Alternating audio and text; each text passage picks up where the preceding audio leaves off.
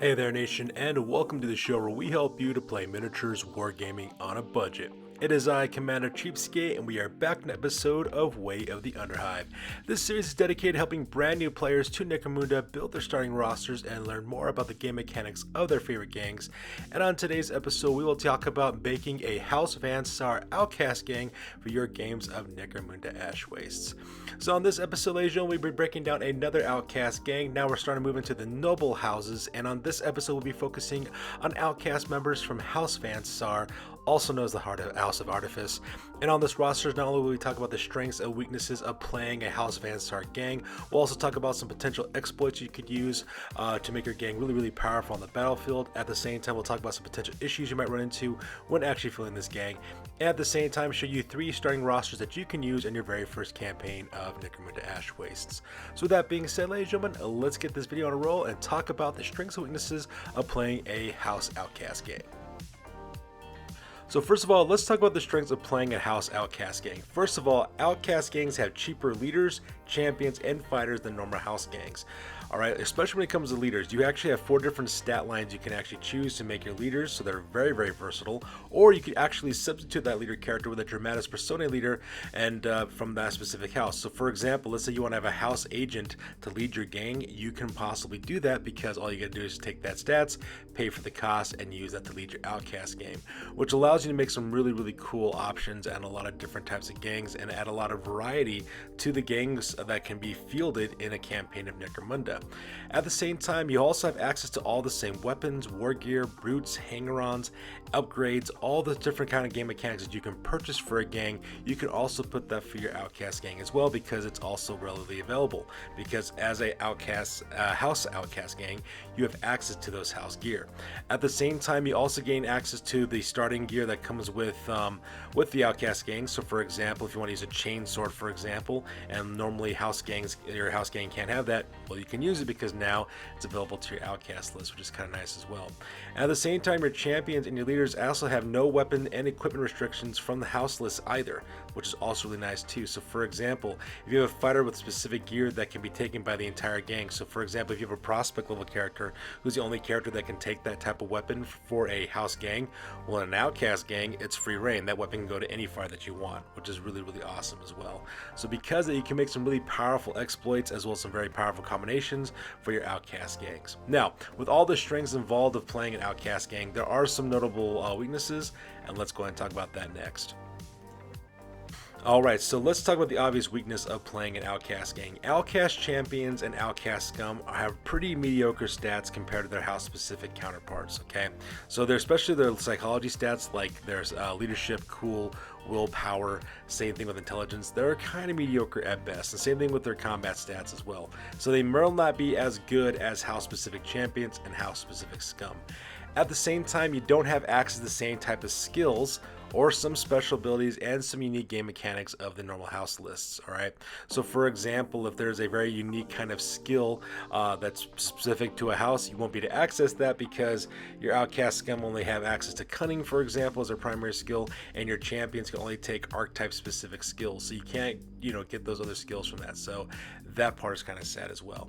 At the same time, you also have some fierce restrictions on your alliances as an Outcast gang. If you're a House Outcast gang, you can only take house specific alliances only. So whatever alliances, strong alliances that a noble house takes, those are the only alliances you can make. So if you're really big on the whole alliance game system, just be aware that your alliances will be severely limited if you play a House Outcast game. And as always, when it comes to Outcast games specifically, you'll need to beware the wrath of the balance bandwagon. Unfortunately, the balance bandwagon will always find some way to scream and cry overpowered and balance and cry salty, bitter tears of why they're losing their games. So just be aware that every single time you play an Outcast gang, you will have to deal with the balance bandwagon of some sort, and they're always lurking about, hiding in the shadows, ready to spring upon you. So just be prepared to deal with that level of immaturity and just learn to move on beyond it. So because the balance bandwagon is a legitimate thing you got to worry about. So now that we're done talking about the strengths and weaknesses of playing a house gang, Outcast gang, let's go ahead and talk about specifically about this house and the kind of benefits you can expect from it in your Outcast gang. So let's talk about specifically the advantages of playing a House Van Saar Outcast gang. Now, many people, of course, would ask the obvious question: why play an Outcast gang from House Van Saar when you could just play a normal Van Saar gang? So first of all, are Van Saar fighters just too expensive for you? They do have awesome toys, but the problem is that their fighters are pretty pricey. Well, this is where Outcast gangs come in. Outcast gang members are fairly cheap, but at the same time, though, they can still take all the wonderful weaponry that Van Saar gangs have. So cheap Outcast fighters plus Van Saar toys equal absolute win. You can field more fighters with better gear, and you can easily dominate your games of Necromunda, especially using an Outcast gang as well. And plus, because of that, House Van Saar gangs have really good equipment sets. First of all, they have excellent shooting options. One of the biggest gripes you hear from the balance bandwagon is how powerful Van Saar gangs are at shooting, and because of that, they have some of the best shooting weapons that's available for any gang. Well, not only can House Van Saar gangs take that, but your Outcast gang can take that as well.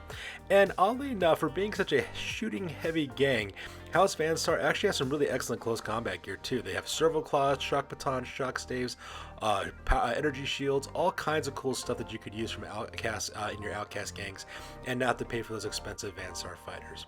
So now that we're talking about the advantages of playing a House Van Saar gang specifically, let's talk about some particular issues that you might run into while playing a House Van Saar Outcast gang. Alright, so the main issue when it comes to playing a House Van Saar Outcast gang is the Cyber Technica problem. Now, if you guys are aware, every single house gang in Necromunda does have a specific game mechanic attached to them. For example, for House Orlok, they have the big name system. For House Escher, they have their Kim Alchemy game mechanic. For Khador, they have their Faith dice as well as their Faith mechanic. So because of that, each of the different house gangs have that. Now, House Van Saar's unique game mechanic is called Cyber Technica, and this is where you're allowed to actually put cybernetics on your fighters. Now, the question that usually pops up when playing an Outcast gang from House Van Saar is, do they have access to the Cyber Technica game mechanic? Now, there's two potential arguments you could take from this. You could just say yes they can, or no they can't. So let's take a look at the yes argument.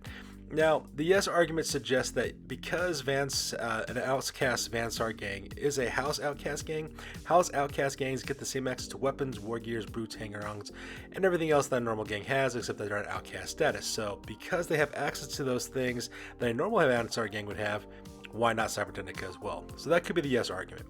However, there is a very valid no argument for this potential issue as well.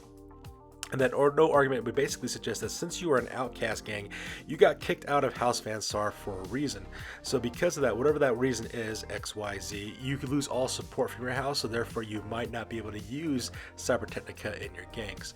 Now, regardless of how you view this issue, whether you believe that you should be able to use it or shouldn't be able to use it as a House Van Saar Outcast gang, I would always default to the judgment of your arbitrator. Your arbitrator, of course, is running the campaign, so that person, of course, will have the final say on this. So bring this up to your arbitrator ahead of time before that even comes up, so that way you know exactly how to proceed with this issue in a campaign.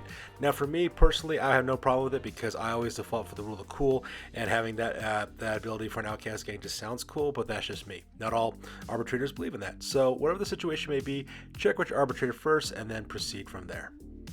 So with that being said, let's talk about some potential exploits that you can use for your Van Saar gang as an Outcast gang if you take out into the battlefields in Necromunda. First of all, the key word here is being Lasguns. Lasguns everywhere. Van Saar Lasguns and Lasguns in general are some of the best weapons that you can actually use for a gang, especially for an Outcast gang. A Van Saar tech, who is basically the ganger level of fighter in a Van Saar gang, combined with a Lasgun as a headshot power pack, costs 95 credits to field in a normal Van Saar gang.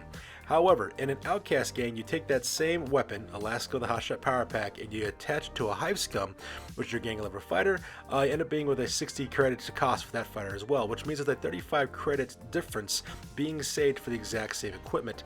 Now, granted, you don't have as good ballista skill as a Van Saar tech, but at the same time, though, you could take a lot more of these of hotshot last packs. So the idea on this one is that more is more. So you don't need to be a better shot. You just need to be shooting more at your opponent as well.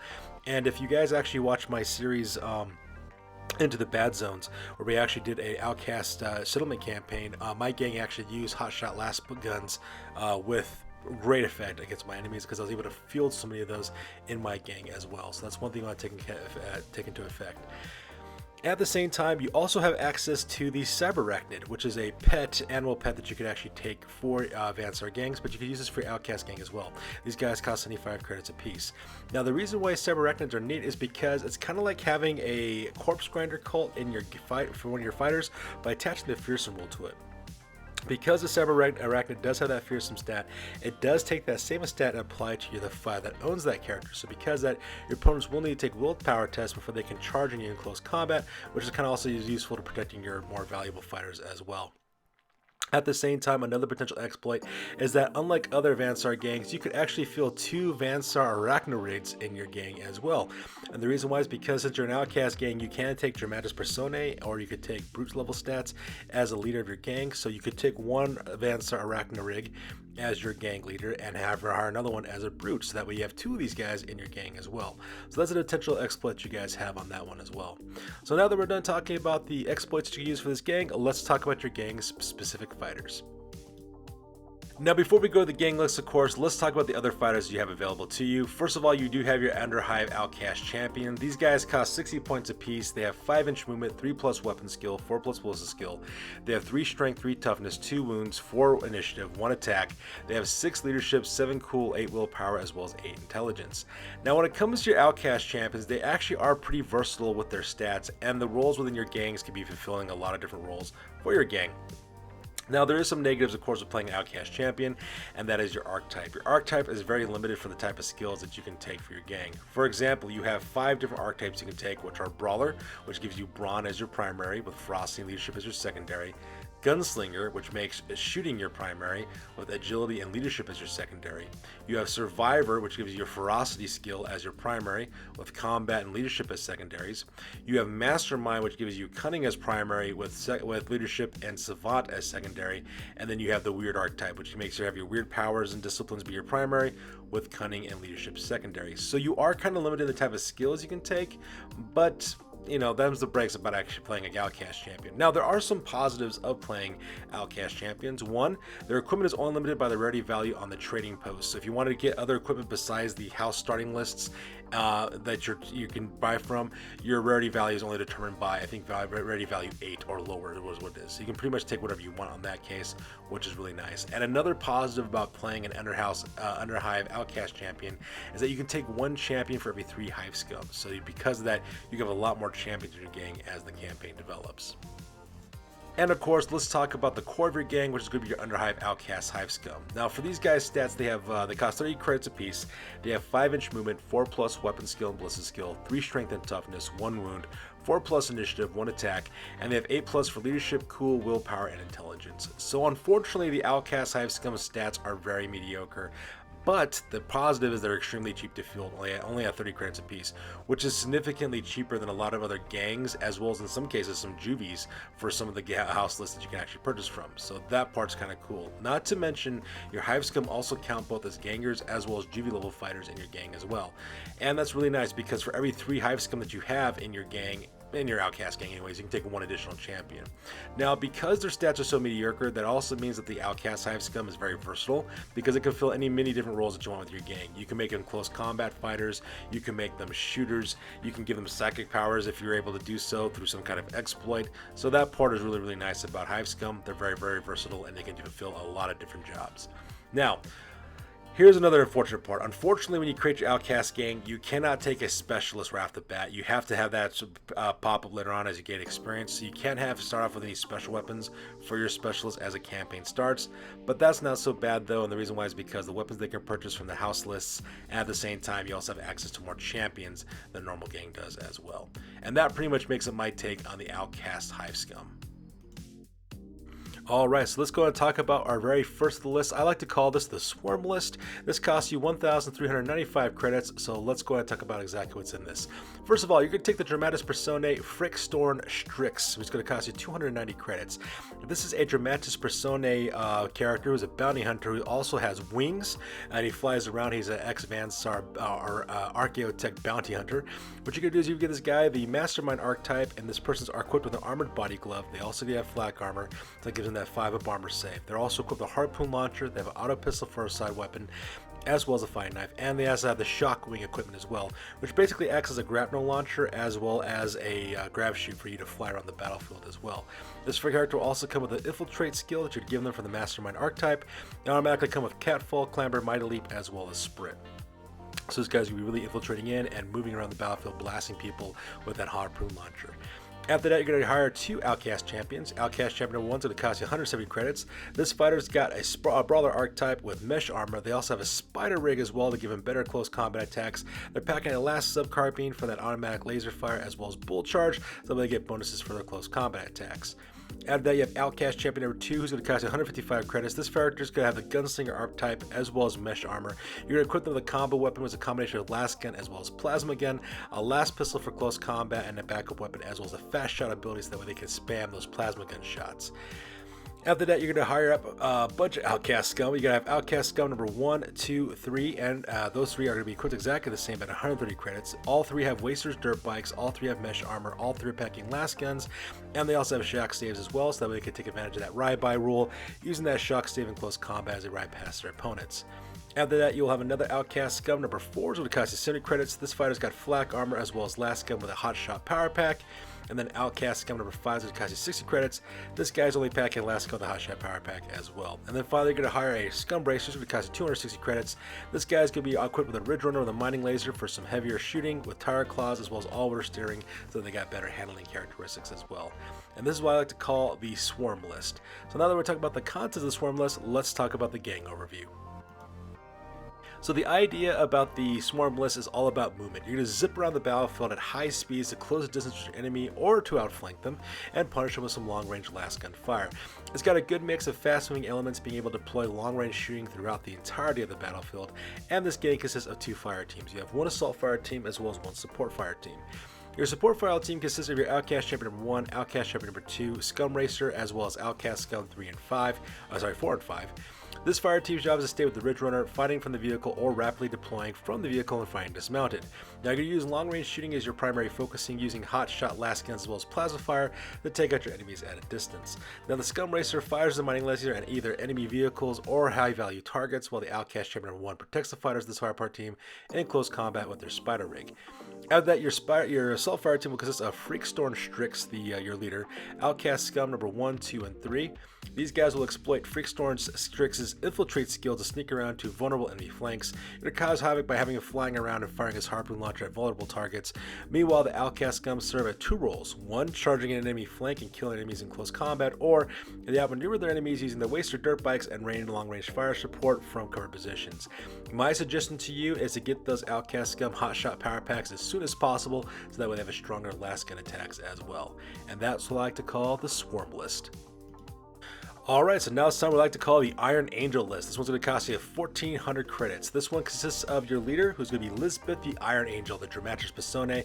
She is a bounty hunter that costs you 315 credits. She's got the Gunslinger Archetype because she's equipped with an Arachnid Rig servo suit. She's got twin-linked heavy Lascarbines, a rad gun, 3 servo arms, the Bull Charge skill, Nerves of Steel, as well as the Fast Shot ability to exploit the use of the rad gun, as well as those twin-linked heavy Lascarbines. After that, you also have 2 Outcast champions. Champion number 1's going to cost you 235 credits. This fighter's got the Gunslinger Archetype. They're equipped with mesh armor as well as a Last Cannon for some very long range fire. They also got a Laspistol for backup weapon as well as a trick shot ability for that longer range shooting. Outcast champion number 2 is going to cost you 215 credits.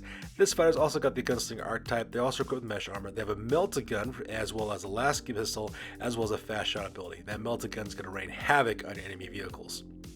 After that, you have 2 Outcast Scum, number 1 and 2.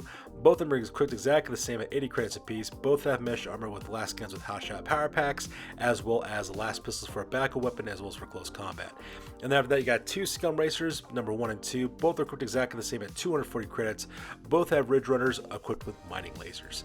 And this is what I like to call the Iron Angel list. So now that we're done talking about that, let's talk about the gang overview. Now, this gang is a much smaller but more elite gang for your Outcast gang, and by taking Lisbeth the Iron Angel as your leader, you do have the option to take on a second Ragnarok Brute for your gang whenever you get enough credits in order to do so. Now, this gang is also very heavy shooting with just enough assault and close combat weapons to keep them going in close combat as well. Now, this gang consists of 2 fire teams, 1 support fire team, and 1 assault fire team. Your support fire team consists of Outcast Champion number 1, Outcast Scum number 1 and 2, and Scum Racer number 1. This fire team job is to provide long-range fire with this deadly las cannon from your champion, your mining laser as from your Ridge Runner, as well as hotshot lasguns from Outcast Scum, and you can engage your enemies at distance, suppressing their movements and causing all kinds of harm. Your las cannon and mining lasers should target enemy vehicles as a priority, as well as high value enemy targets who are caught out in the open as well. And your Outcast champion should provide prioritized leaders, champions, dramatis personae, whatever the case may be with that last cannon, because that's going to be a one-shot killer the entire time. Now, for your assault fire team consists of your leader Lisbeth the Iron Angel, as well as Outcast Champion number 2 and Scum Racer number 2. Now, this fire team's job is to close distance with the enemy and assault forward. The Scum Racer can provide covering fire with their mining laser, prioritizing enemy vehicles as well as high-value targets. Meanwhile, Lisbeth as well as Outcast Champion number 2 assault by boarding or dismounting and fighting in close engagements. Lisbeth's weaponry is kit out for close and medium range shooting. Exploit her fast shot ability to spam her twin-linked last carbines as well as her rad gun, and her server arm should really help out in close combat as well. Meanwhile, Outcast Champion 2 lays waste to enemy fighters and vehicles with their melta gun, firing it twice per activation, and that should just really melt faces and hulls with this fighter, and use this fighter to also protect Elizabeth as well. Now, I do highly suggest getting a second Ragnarok Brute for this gang as soon as possible, and you throw this into your assault fire team. And this is what I like to call the Iron Angel list. Now, this one's a little bit different from most Vanguard gangs. I call it the Borg Hive Mind list. It's going to cost you 1,395 credits. Borg Hive Mind as in like the Borg from Star Trek. So first of all, I got an Outcast leader. It's going to cost you 285 credits. This leader's going to have the close combat stats. That's what you're going to pick for this leader. Now, you're going to get the weird archetype. That's going to be equipped with mesh armor, a combat pistol, which is the combination of Laspistol as well as a plasma pistol, a high star energy pattern shield, as well as a telepathy skill discipline, giving them unbreakable will. So these guys will be using psychic powers. After that, you got 2 Outcast champions. They're going to cost you exactly the same. Champion number 1 and 2 cost you 185 credits apiece, and they're both equipped exactly the same. Both have the weird archetype, both have mesh armor, both have hand flamers, both have high strike energy pattern shields, both have telekinesis discipline with force shield for their ability as well. After that, you're going to have 2 Outcast Scum, both equipped exactly the same at 95 credits. Both of them equipped with mesh armor, as well as twin Laspistols and hotshot last packs for those twin Laspistols as well, giving them strength for shooting attacks in close combat as well as 2 more Outcast Scum, number 3 and 4, both equipped exactly the same at 75 credits apiece, both equipped with mesh armor, both equipped with Laspistols as well as shock staves. So this is a more close combat oriented gang. And then you also have a Scum Racer, which cost you 400 credits. They're driving a rock grinder with twin linked auto cannons as well as a rock grinder ram, as well as a weapon stash. And this is the one I like to call the Borg Hive Mind list. So now that we're done talking about the content, let's talk about the gang overview. Alright, so let's talk about the gang overview real quick. So Crash and Smash is the name of the game for this gang. At the same time, you will use what I like to call the Hive Mind game mechanic with this gang Psychers. You're going to spam your leader's Unbreakable Will Psych ability onto your champions, giving them a 4+ on their willpower test to stack Force Shield upon your fighters within 3 inches. That means that your leader and your champions will trigger their psychic abilities at 91% of the time, which makes it pretty much a guarantee you'll get these abilities off. Now, by having 2 layers of Force Shields off on all your fighters, this will give your fighters a +2 to their armor saves, make your fighters have a 3-up armor save for your Scum and a 2-up armor save for your champions as well as your leader. Now, your gang rides together on the rock grinder, smashing to your opponents, and from there you can either board your enemy vehicles or dismount to attack your enemy fighters that way. Now, this gang consists as a single fire team, which is an assault fire team. Now, you'll keep your fighters within 3 inches of each other at all times, so that way they can exploit the Force Shield ability, and when combined with their Laspistols at strength 4 and shock staves, this will cause all kinds of problems for your enemies in close combat. Now, unlike other Vanguard gangs, this is a very close combat oriented gang, so keep that in mind when you're playing this gang. Now, the hand flamers for your champions will also set your opponents on fire, and their energy shields will also smash faces, so you get your enemies in close combat, and they can move on and keep on assaulting forward. Now, your leader's close combat stats, in combination with their combat pistol as well as their energy shield, will also wreak havoc as well. Now, meanwhile, the Scum Racer's job is to ram and blast with a rock grinder. The rock grinder ram will pretty much destroy most vehicles beneath its weight class. With that rock Rock Grinder Ram. At the same time, the twin-linked autocannons will rain death and from afar upon your opponents. So keep this entire team within range of your second powers at all times, just to make sure that these guys remain survivable. And this is what I like to call the Borg Hive Mind build. Alright, so in conclusion, playing a House Outcast gangs is one of the coolest gangs you could possibly play in Necromunda. Outcast gangs have more access to fully customizable leaders with either Dramatis Personae or custom leaders you build, making some of the most amazing and interesting gangs that are available to play in this gaming system. Not to mention, Outcast gangs also have cheaper champions and fighters than normal House gangs, but at the same time, you have access to all the same weapons, war gear, boots, and hanger-ons that a House gang automatically comes with. Meanwhile, there are no weapon and equipment restrictions from the house list either, so whatever the house list has available to you, you can use that to all of your fighters, regardless if it's a fighter specific gear. It could be taken by your entire gang as well. Now, of course, as always, there is a drawback to playing a House Outcast gang, and that drawback comes in the form of the Balanced Bandwagon. So you'll always have to put up with the immature and hateful speech of Balanced Bandwagoneers, who will do things like cry out arguments of overpowered and game imbalance, instead of looking for creative solutions to solving their problems or just getting better at playing the game. They'd rather blame you than, reflect on their own performance and make adjustments accordingly. So keep that in mind if you decide to play a House Outcast gang. So that's good to do it for this week, guys. As always, please feel free to like, comment, and or subscribe. Your guys' input is invaluable to us as always. Also check us on Facebook, Instagram, as well as blogger.com for all the latest greatest hobby news related to this channel. That's good for this week, guys. We'll catch you guys next one. Peace out and stay classy.